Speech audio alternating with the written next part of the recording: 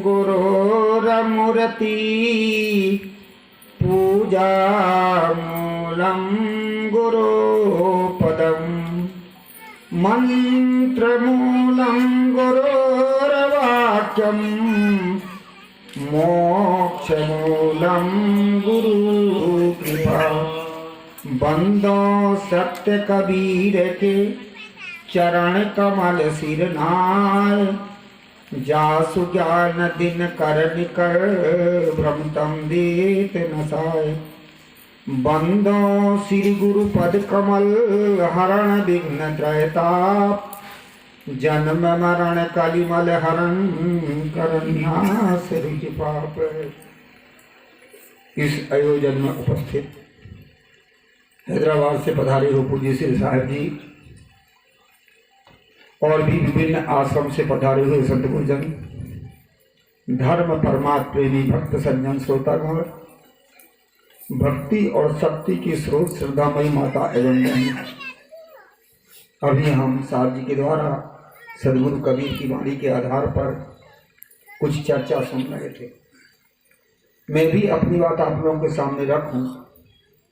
इसके पहले एक छोटा सा पद गाऊं, उसके बाद कुछ विचार। पद बड़ा सुंदर है, मिल सके बन सके तो आप भी गाइए, नहीं तो सुनिए।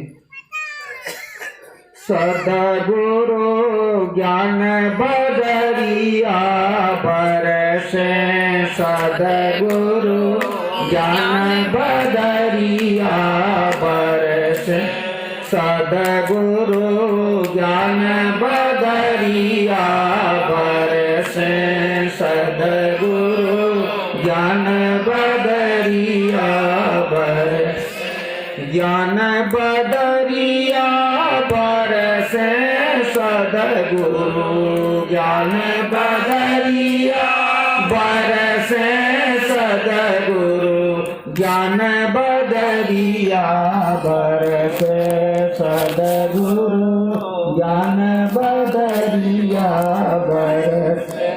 अमृत बरसे संत जन बीजे, अमृत बरसे संत जन बीजे, निगुरा बूंद को तरसे, सदगुरु निगुरा बूंद को तरसे, सदगुरु ज्ञान बदरिया बरसे, सदगुरु ज्ञान बदरिया बरसे।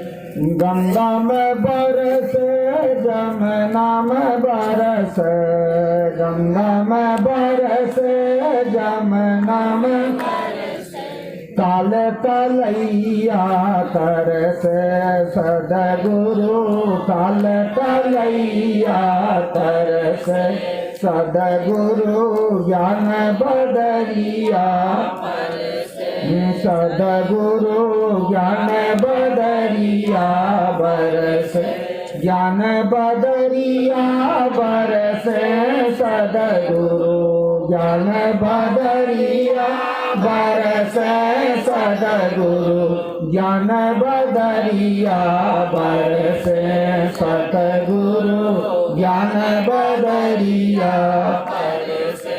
सप्त सुमति ने भोजन बनाई, सप्त सुमति ने भोजन बनाई, सप्त सुमति ने भोजन बनाई, सप्त सुमति ने भोजन बनाई, सुरत सुहागन परसे, सुरत सुहागन परसे, सदगुरु ज्ञान बदरिया बरसे, सदगुरु ज्ञान बदरिया बरसे। कहत कबीर सुनो भाई साधु, कहत कबीर सुनो भाई साधु, कहत कबीर सुनो भाई साधु, कहत कबीर सुनो भाई साधु। सकल नेह तजो हर से, सदगुरु सकल नेह तजो हर से, सदगुरु ज्ञान बदरिया बरसे।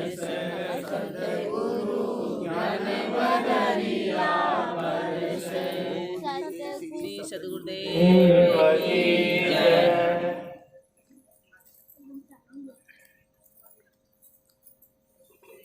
ये कहानी के माध्यम से कुछ बात को आप लोगों के सामने रखूं।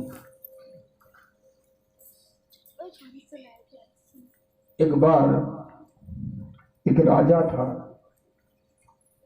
और राजा के मन में इच्छा हुई किसी पारखी व्यक्ति को अपना राज दूं ताकि वो राज को बड़े विचार से परख करके चलाए तो लोगों को सुख शांति मिलेगी। राजा ने घोषणा कर दिया कि मैं अपना राज किसी पारखी व्यक्ति को देना चाहता हूं, परंतु उसके पास सामने 5 ऑप्शन रहेंगे। पांचों का जो उत्तर दे देगा तो उसका पूरा राज मिल जाएगा। यदि उत्तर नहीं दे पाएगा तो फांसी की सजा हो जाएगी।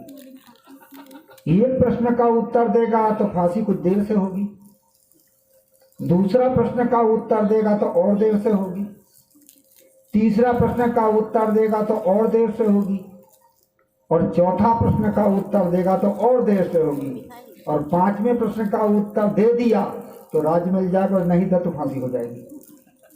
बहुत से लोग राजा के पास गए, परंतु राजा कहता था कि भैया आप फांसी की याद रखो।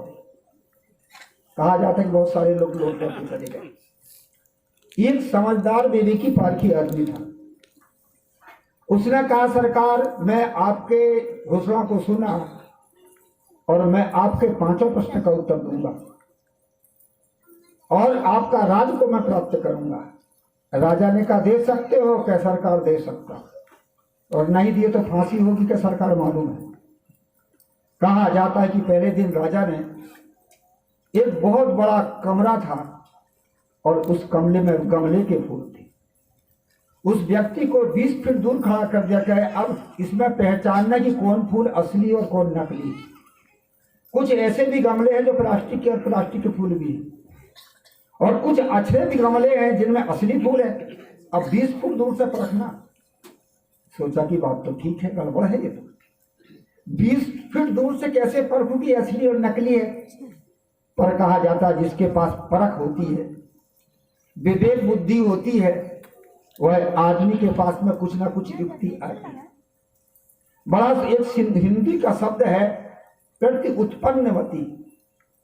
विपत्ति के समय हमारी बुद्धि में झटपट विवेक आ जाए उसको कहते प्रति उत्पन्नवती। दूसरी होती प्रत्युत्तमती, अर्थात किसी भी प्रश्न का झटपट उत्तर आ जाए उसको कहते प्रति उत्पत्ति। जब राजा ने उसको ले गया तो देखा कि सारे गमले और सब में एक जैसे फूल। सोचा कि अब कैसे परखूं कि ये जो है असली कौन है नकली कौन है। झटपट दिमाग में बात आई कि फूल की परख होती है भौरे से, फूल की परख होती गंध से, और उस गंध को भौरा और मधुमक्खी परखते, इसलिए इनका सहारा लेना चाहिए। राजा से कहा सरकार ये खिड़कियां खोल दिया जाए, और जब खिड़की खोल दी गई बगल में बगीचा था, वहां से भौर और मधुमक्खी आकर के असली फूल में बैठ कर नकली में नहीं बैठ। सरकार ये असली और नकली क्या रहे, मार दिया हाथ। कैसे परखा? क्या सरकार परख होती है गंध की परख, फूल की परख होती गंध से, और गंध को सूक्ष्म रूप में परखते हैं मधुमक्खी और भौरा। क्या यार गजब कर दिया। क्या ठीक है फांसी होगी पर कुछ देरी से होगी। अब दूसरे प्रश्न का उत्तर, क्या सरकार ठीक है। दूसरे दिन गया, एक बहुत बढ़िया कमरा था, उस कमरे में 30-40 बच्चे और बच्चियां 5-5 वर्ष के, एक काठी के एक जैसे, एक सी पोशाक एक सी कटिंग पहना करके उनको बैठा दिया। उस व्यक्ति से कहा आप 40 फीट दूर से परखना इसमें लड़का कौन है लड़की कौन है। उसने कहा अब ये गड़बड़ है, भौरा और मधुमक्खी ने तो बचा दिया, अब यहाँ कैसे बचा जाए। झटपट दिमाग में आया कि नर और नारी की परख होती संस्कारों से। नर और नारी सब मानव तो हैं, पर ये नर और नारी क्यों बने? विभिन्न संस्कार हैं, इनके संस्कारों को देखो। राजा से कहा सरकार एक बहुत बड़ा दर्पण ला दिया जाए। बहुत बड़ा दर्पण ला दिया गया, बीच में रख दिया गया। लड़के और लड़की दोनों दर्पण के किनारे पास तो गए, पर लड़के थोड़े दर्पण को देख करके पीछे हट गए, और लड़कियां जो थी कोई ऐसे करने लगी, कोई ऐसे करने लगी। उसने कहा सरकार ये लड़के हैं और ये लड़की हैं। क्या कैसे? ये लड़कियों के संस्कार है फैशन के, और ये लड़के के संस्कार केवल रूप देखे पर फैशन नहीं किए, ऐसे ऐसे नहीं। क्या यार गजब कर दिया। क्या ये लड़के और लड़की की फर्क होती है संस्कारों से, नर और नारी की फर्क होती है संस्कारों से। क्या यार मार दिया हाथ। अब फांसी और कम होगी, परंतु तीसरा प्रश्न और रहेगा, कल आ जाना का सरकार आऊंगा। पहुंच गया। कहा जाता है कि उस दिन राजा ने एक सरोवर के पास ले गया, तालाब, और तालाब में एक मणि चमक रही थी ऊपर। उस व्यक्ति से कहा भाई ये मणि ऊपर में चमक रही है, और इसको कई लोगों ने निकालने की कोशिश की है पर किसी ने निकाल ही नहीं पाया, अब तो निकाल के मेरे हाथ में ला के धर दे। उसने देखा कि ऊपर में मणि चमक रही। उसने कहा कि मणि यदि होती तो भारी होती, वो नीचे जाती और पानी के ऊपर प्रकाश आता, पर ये मणि नहीं, और मणि तैर से नहीं सकती, हो ना हो मणि की परछाई हो। कुछ दूर में बगल में देखा तो एक ताड़ का वृक्ष था, और देखा कि वो वृक्ष की मणि की परछाई उसमें पड़ रही थी। झटपट झाड़ के ऊपर चढ़ा और चढ़ करके मणि लाया और कहा सरकार लो हाथ में मणि। क्या कैसे परखा? मैंने परखा सरकार की मणि जो है पानी में यदि होती तो उफलाती नहीं, डूबती, और उसका प्रकाश ऊपर आता, हो ना हो मणि की परछाई है, इसलिए जो है, और ये मणि मैंने झाड़ से निकाल के आपके हाथ में रख दिया। राजा ने कहा गजब किया। कैसे परखा? कि वस्तु की परख होती विवेक से। अब क्या है कि अब चौथे दिन उसने कहा कि राजा ने कहा कि आप चौथा परीक्षा, और क्या हाँ सरकार।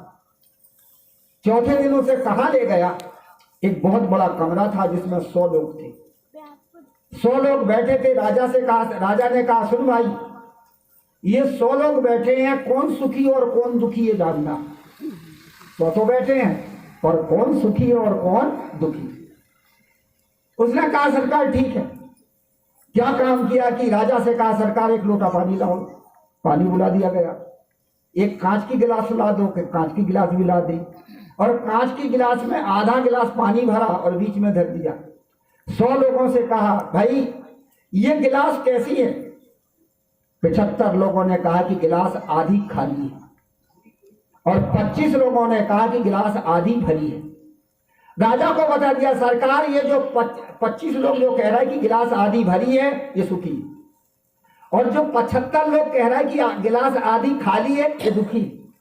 सुखी आदमी वही होता है जो भरा हुआ को देखता है, दुखी आदमी वही हुआ होता है जो खाली खाली देखता है, सब कुछ हो जाए कम है कम है कम है। राजा ने कहा यार मार दिया हाथ। इसलिए सुखी दुखी की परख होती है उसके भाव से। अब क्या है, अब ठीक है, अब एक प्रश्न और बचा के सरकार थी। 5वें दिन राजा ने उसको एक कमरे में ले गया जहां 2 आदमी बैठे थे। दोनों आदमी बैठे थे और दोनों की आंखों की पलक गिर रही थी, शांत एक जैसे। राजा ने कहा कि 40 फीट दूर से परखना है असली कौन और नकली कौन है, क्योंकि इसमें एक पुतला भी है और एक आदमी है। अब आदमी कौन है, सही कौन है, असली कौन और नकली कौन है? एक जड़ है और एक चेतन है। उसने कहा कि अब तो बराबर है। जैसे उसने देखा तो एक की आंख की पलक कैसी गिर रही थी, कभी पीछे कभी आगे, कभी पीछे कभी आगे, और एक की आंख की पलक जो गिर रही थी वो टप टप टप सीधी सीधी गिर रही थी। उसने परख दिया कि असली ये है जिसकी आंख की पलक कभी आगे कभी पीछे हो रही है, क्योंकि जब सुख और दुख होता है उसी आधार पर हम आंख की पलक को गिराते हैं।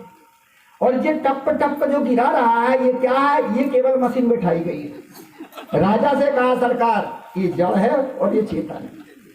जो असली है उसके पास सुख दुख का ज्ञान होता है, और उसके आधार पर वो जब जलन पड़ती तो गिराता है फिर उठाता है, और इसमें मशीन बैठी हुई है आगे पीछे गिर रही है। सुख दुख की परख होती है, चेतन की परख होती सुख और दुख से। फिर प्रश्न को दोहराऊं, फूल की परख होती गंध से, नर नारी की परख होती संस्कारों से, वस्तु की परख होती विवेक से, और सुखी दुखी की परख होती है उनके भाव से, और जड़ चेतन की परख होती है सुख दुख के ज्ञान से। बलिहारी तेई पुरुष की जो परिचित परखन हार, सारी दीनों खाड़ को खारी बुझे गंवार। हमारा जो सिद्धांत सदगुरु कबीर साहब का सिद्धांत, ये पारक सिद्धांत। पारक का अर्थ होगा परखना, जानना, समझना, ये परख है। आदमी के पास पारक ना होने के कारण आदमी भटकता। इसीलिए कभी परखो तो बलिहारी तेई पुरुष की जो परिचित परखन हार। उसी पुरुष को धन्यवाद है जो परिचित वस्तु को परखे। हमारे पास में दो चीज है, एक शरीर और एक आत्मा, दो ही है। आत्मा के शरीर के अंदर में आत्मा है और आत्मा का स्वरूप है ज्ञान और शरीर है जड़। इसलिए हम क्या परखते हैं, मैं शरीर हूं और शरीर को सत्ता देने वाला कौन है, ये हमारे पास परख नहीं है। केवल मैं शरीर हूं, अरे शरीर तो जड़ है। अब शरीर में जो सत्ताधारी कौन है, चेतन है। उस चेतन को हम परख। आत्म तत्व की परख ना होने के कारण आदमी भटकता। हम अपने को और अपने बंधन को नहीं परख पाते। बलिहारी तेई पुरुष की, उसको धनवाद जो परिचित कौन है, सामने वस्तु वो परिचित है। अब उसकी परख क्या है, उसका विवेक करो कि ये सही है या गलत है। आदमी के पास में जब परख होती है, एक बार एक जगह पर संतों का किसी सेठ के यहाँ भोजन भंडारा रखा गया। बहुत सारे संत गए, उसमें एक सन्यासी महात्मा भी थे। राजा ने, सेठ ने क्या काम किया कि कटोरी में और खीर ला करके चम्मच भी रख दिया उनके साथ और कुछ भोजन भी रख दिया। अब सन्यासी महात्मा तो महात्मा होते, महात्मा ने सोचा कि चलो हाथ ही से खा लो, चम्मच में धीरे धीरे कहाँ तक खाए। और जैसे हाथ बढ़ाए तो दूसरे महात्मा ने कहा, स्वामी जी रुकिए। क्यों? कहे कि इसलिए कि सेठ ने चम्मच दिया जाए, ढंग से खाएं, बड़े घर आए हैं। अब महात्मा ने बेचारे ने उठाए चम्मच, सन्यासी में भरे चम्मच, और जैसे ही मुंह में खीर डाले तो गर्म थी खीर, फड़फड़ा उठा और चम्मच फेंक दिया, भाड़ में जाए तुम्हारी चम्मच। दूसरे महात्माओं ने कहा, महाराज परख तो देते, ठंडी है कि गर्म है। परिचित वस्तु तो सामने है, परख उसकी हमें नहीं। इसलिए हमारे सामने शरीर है, संसार है, प्राणी पदार्थ हैं, ये परिचित है, पर हमें उसकी परख नहीं है। इसलिए हम परख नहीं पाते, इसलिए हम फंसते। बंधन का कारण क्या, अपनी अज्ञानता और नासमझी। शंकराचार्य से किसी ने पूछा था, सल्लम परम किम, भारी दुख क्या है। बड़ा सुंदर उत्तर दिया था कि निज मूर्ख तैवे, अपनी नासमझी, अपना अविवेक। इसलिए हर चीज को हम परखें, सामने वस्तु तो है, परख नहीं। इसलिए परख ना होने के कारण हम परख कहाँ होती, परख का कारण तो विवेक दृष्टि। आज जो हम जिंदगी जीते हैं और जिंदगी जी रहे हैं, उसमें अनेक प्रकार के दुख है, कष्ट है, कलेश क्यों आते हैं, हमारे पास परख नहीं है। जिंदगी जीते हैं वो इंद्रियों के आधार से जीते हैं, विवेक के आधार से नहीं। आंख से देखा सब खा रहे तो हमने भी खाना शुरू कर दिया, सोचा कि इसका परिणाम क्या है। सब पी रहे तो हमने भी पीना शुरू कर दिया। जो आदमी कर रहा तो हमने भी करना शुरू कर दिया, पर विवेक किया कि इसका परिणाम क्या है, फर्क नहीं। इसलिए आदमी इंद्रियों के आधार से जब जिंदगी हम जीते हैं तो दुख पाते हैं, और जब हम विवेक के आधार से जब जिंदगी जीते हैं तो सुख पाते हैं। इसलिए हम विवेक करें, हर चीज पर परख करें। एक जगह एक पर्यटक कहीं चला जा रहा था। जब चला जा रहा था तो एक मरघट में पहुंचा, तो उस मरघट में दाईं ओर लोग जलाए जाते थे और बाईं ओर लोग गाड़े जाते थे। जिधर लोग गाड़े जाते थे उधर क्या था कि एक कब्र में एक महिला पंखा कर रही। उसने आंख से देखा कि कब्र में महिला पंखा कर रही। उस महिला से पूछा कि बहन ये किसकी कब्र है। उस महिला ने कहा ये मेरे पति की कब्र है। आंख से देखा कि कब्र में पंखा कर रही है। कान से सुन लिया कि इसके पति की कब्र है और झटपट उस महिला के पैर छुआ के बहन धन्य है तेरी जैसी पतिव्रता। उस महिला ने कहा भैया मुझे पतिव्रता क्यों कह रहे हो? इसलिए कह रहा हूं कि जब मरे पति की कब्र में पंखा कर रही तो जिंदगी में कितनी सेवा करती है। उस महिला ने कहा भैया केवल आंख से देखे हो, मैं कुछ उद्देश्य से पंखा कर रही ये समझ रहे क्या? क्या समझू? तो बड़ी आंख से देख रहा हूं। उस महिला ने कहा भैया कभी कभी आंख का देखा भी झूठा होता, तो बता तू कैसे कब्र में पंखा कर रही? उस महिला ने बताया कि मेरे पति का जब अंतिम समय आ रहा था तो मैंने पूछा था कि आपका ये शरीर नहीं रहेगा तो मैं क्या करूंगी। तो मैंने कही कि तो मेरे पति ने कहा कि जो है मेरा खेत है, घर है, इसी से गुजारा करना। तब मैंने कही कि घर खेत से काम नहीं चलेगा, मुझे दूसरा घर करना पड़ेगा, अर्थात तो दूसरा पति करना पड़ेगा। तो मेरे पति ने कहा ठीक है 1 साल के बाद दूसरा पति कर दो। मैंने कहा कि 1 साल भी नहीं रह सकती। तो मेरे पति ने कहा 6 महीना तो रह जाएगा। मैंने कहा कि 6 महीना भी नहीं रह सकती।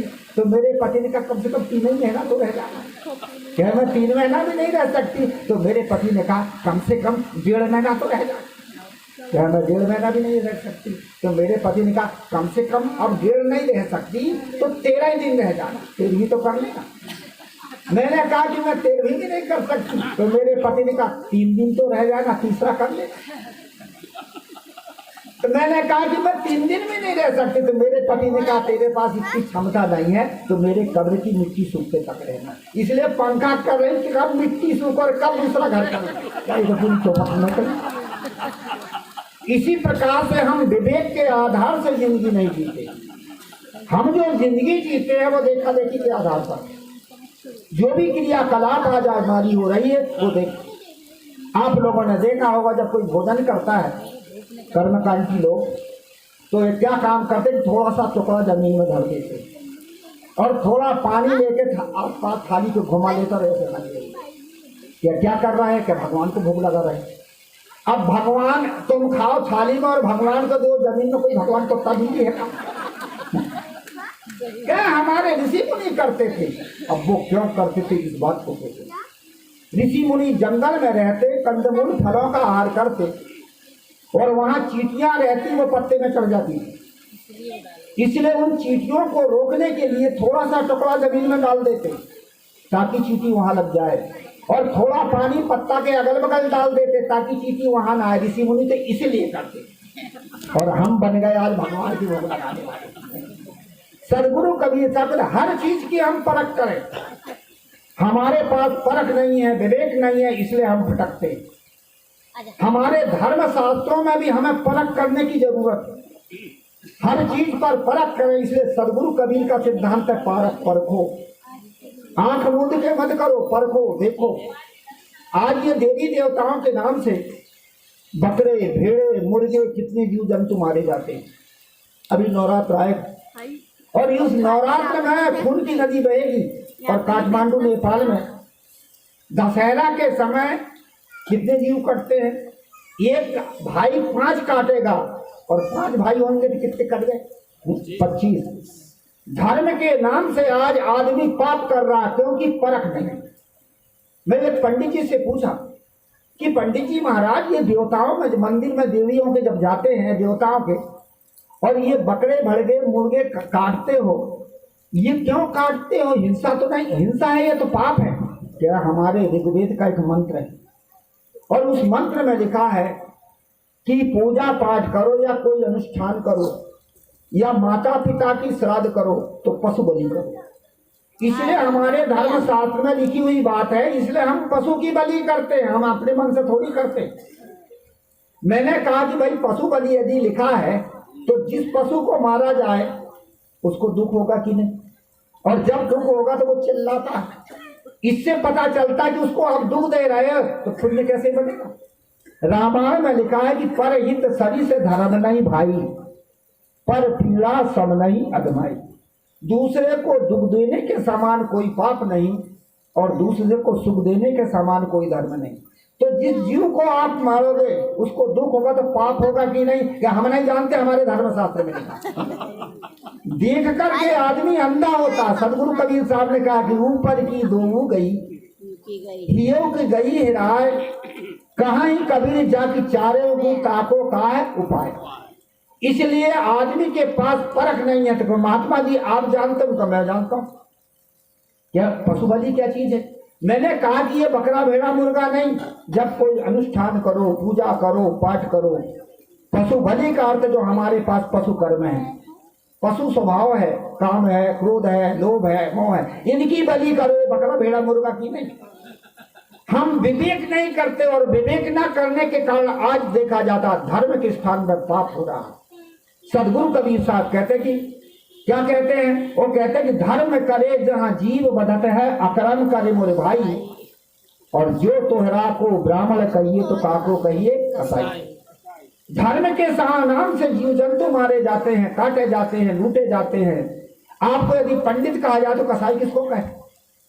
पर पढ़े लिखे बिना पढ़े आस्तिकवादी नास्तिकवादी आज देखा जाता है कि कितने जीव जंतुओं को मार रहे। अभी नौ दुर्गा आएगा, देवियों के मंदिर में जगदम्बा, तो जगदम्बा तो बकरा की अम्बा नहीं है, मुर्गे की अम्बा नहीं है। हम जिभ्या के स्वाद में पढ़ करके हम विवेक नहीं करते हैं, या अंधविश्वास में पढ़ के आदमी विवेक नहीं करता है और आज आदमी पाप करता है। सदगुरु कबीर साहब को कहना पड़ा कि मानुष केवल पापिया, हे मनुष्य तुम बहुत बड़े पापी। मनुष्य ने कहा कि कैसे पापी हूँ, तो उन्होंने कहा कि अक्षर गुरु ही ना मान। ये बच्चों को संभालो, अक्षर गुरु ही ना मान। गुरु के अक्षर माने गुरु की सही वाणी को नहीं मानते। इसलिए हमें गुरु के पास में क्या मिलती है, परख। जब हमारे जीवन में परख आ जाए, समझदारी आ जाए, चाहे हम अध्यात्म में जिंदगी जिए, चाहे व्यवहारिक जिंदगी जिए, यदि हमारे परख है तो हम सही जिंदगी जी सकते हैं। और यदि हमारे पास परख नहीं है तो आज हम दुख पा रहे हैं, कष्ट पा रहे हैं, कलेश पा रहे हैं। इसलिए परखो, समझो, जानो और जान के मानो। इसके लिए हमें संतों के सत्संग की जरूरत है, ज्ञान की जरूरत है, विवेक की जरूरत है। ज्ञान की जरूरत है और विवेक की जरूरत है। इसलिए परख चाहिए, परख। बहुत दिन की बात थी, हमारे बुरहानपुर में कुछ साइंटिस्ट आए, और साइंटिस्ट आए तो उस समय हम लोगों से चर्चा करने लगे। वो कहने लगे कि आप हिंसा को कि अहिंसा को। हम लोगों ने कहा कि भैया हम तो हिंसा के। उन्होंने कहा कि महाराज हिंसा कोई नहीं हो सकता। हम कहा कैसे? क्या आप पानी पीते हो, दूध पीते हो, दही खाते हो, और इनमें होते जीवाणु। जब तक जीवाणु रहते तब तक दूध, पानी और दही सुरक्षित रहता है, और जब जीवाणु कमजोर हो जाते हैं तो दही, पानी और दूध में गंध आने लगती है, बिगड़ जाता है। इसलिए सब में जीवाणु है, इसलिए अहिंसक कोई हो ही नहीं सकता। बहुत चर्चा चली। चलने के बाद में अंत में उन्होंने कहा कि आइए आपके प्रयोगशाला में हमारे, हम दिखाएं आपको। और जब प्रयोगशाला में वहां गए, यही घटना हमारे साहब जी के बीच पर भी बीती थी, मैं वो अस्पताल में, वहां भी इसी प्रकार से लोगों ने कहा था। फिर अंत में यंत्र से देखा गया तो वहां भी साहब जी ने परखा। इसी प्रकार से यहाँ भी यही हुआ कि सबसे पहले क्या काम किया, जब हम लोग गए तो उन्होंने और एक गाय को दुआ, और पहले नल का पानी लाया। नल का पानी ताजा लाने के बाद में दिखाया दूरबीन से, तो उसमें भी चमक रहे थे, चमकीले चमकीले, बड़े बड़े, मोटे मोटे, और एक तरफ सरक रहे। उसके बाद में फिर गाय का दूध लाया, उसमें देखे तो उसमें भी सफेद सफेद, पर चमकते नहीं थे, वो सफेद थे। फिर उसके बाद में लाया एक रात का दही, तो उसमें और मोटे मोटे, भूरे भूरे, वो भी चमक रहे थे, एक तरफ सरक रहे थे, ऊपर से पंखा चल रहा था। क्या महाराज अब मानोगे कि इनको? नहीं मानेंगे। क्यों नहीं मानोगे? इसलिए नहीं मानोगे कि तत्व नहीं मानेंगे कि तत्वों में होती क्रिया। इसलिए जो सरक रहे हैं एक तरफ, एक तत्वों की क्रिया। यदि ये जीवाणु होते तो जीव में होती इच्छा, और इच्छा के आधार पर क्रिया करते हैं। इसलिए किलिर बिलिर इधर भी जाते, इधर भी जाते, इधर भी जाते। इसलिए जीव ना अणु नहीं है, तत्व अणु है। अरे महाराज गजब का दिमाग में, यही तो परख सिद्धांत।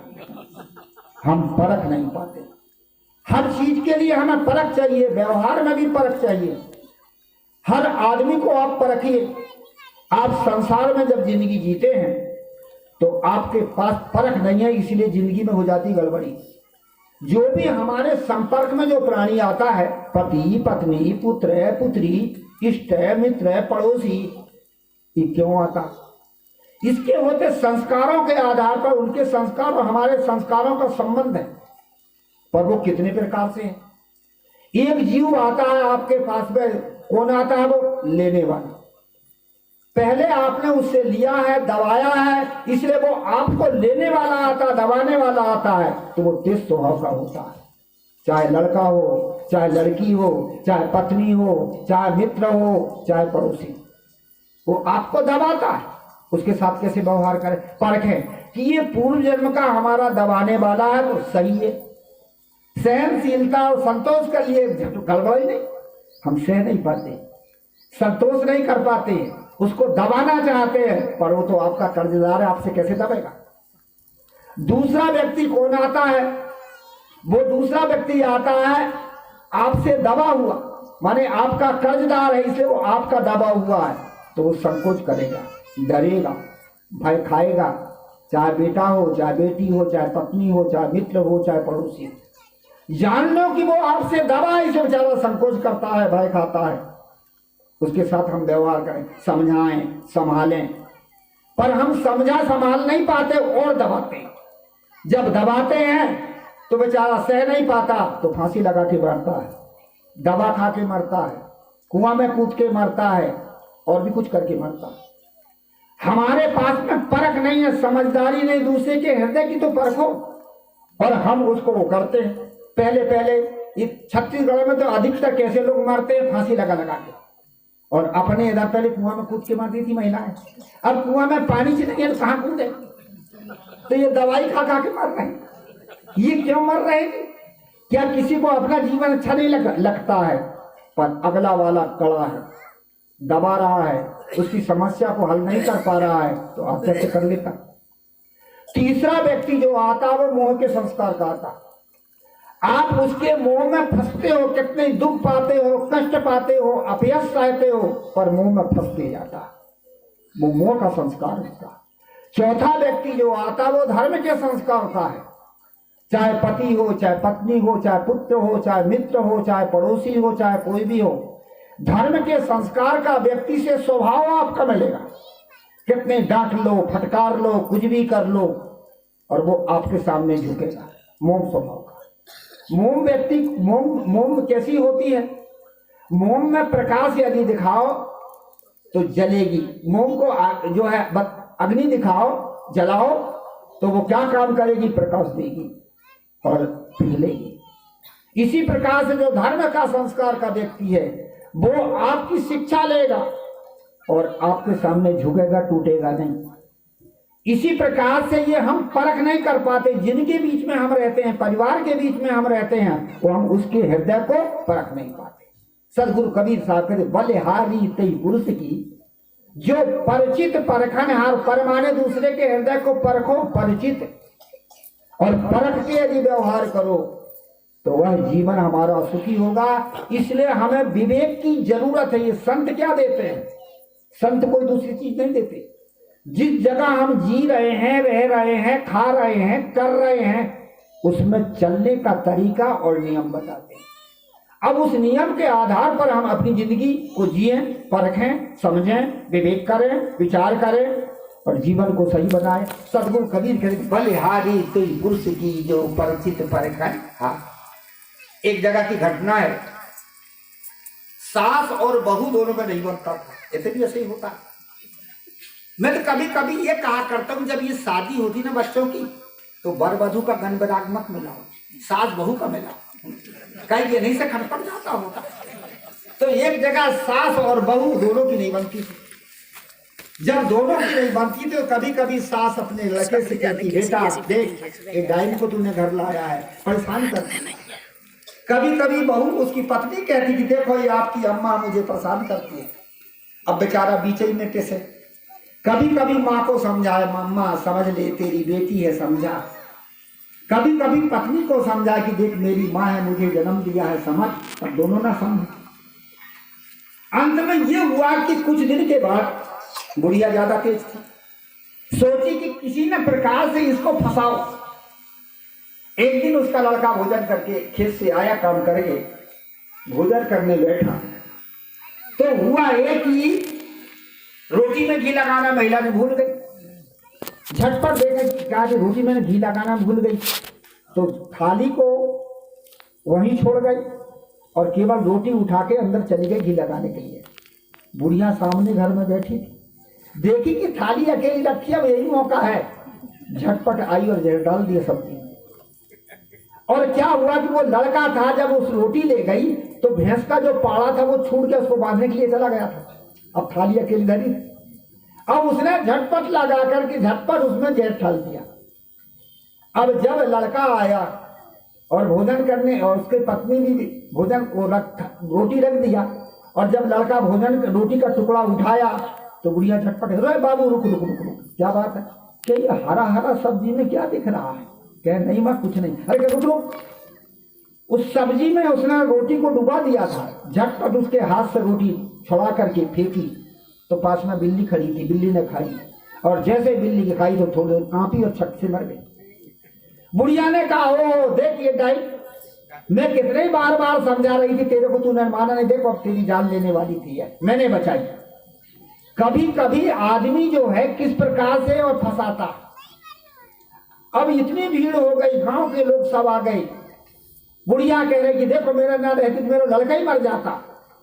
गांव के लोग आए, हल्ला हल करने लगे, कहने लगे कि अरे जल्दी से इसको पुलिस को दो, खाना पहुंचाओ। कोई कहने लगी नहीं, इसके मुड़ मुड़ाओ, गधे में बैठा करके काला मुंह करके इसको जुलूस निकालो।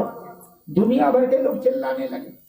परंतु वो महिला क्या करती थी, पहले जिन लोगों से घूंघट लेती थी उन लोगों के सामने जा जाके हाथ जोड़ती, दादाजी मेरी भी तो सुनो, भैया जी मेरी भी तो सुनो। कहा जाता कि उसी आदमी का जो एक मित्र था वो पारखी था। पारखी का अर्थ होता है हृदय की परख करने वाला। वो था, उसने देखा यदि ये स्वयं करती तो नीचा सिर कर लेती, चेहरा उतर जाता, मुंह काला हो जाता। परंतु ये तो जो है लोगों से माफी मांग रही है, प्रार्थना कर रही है, हो सकता है उसने ये नहीं किया।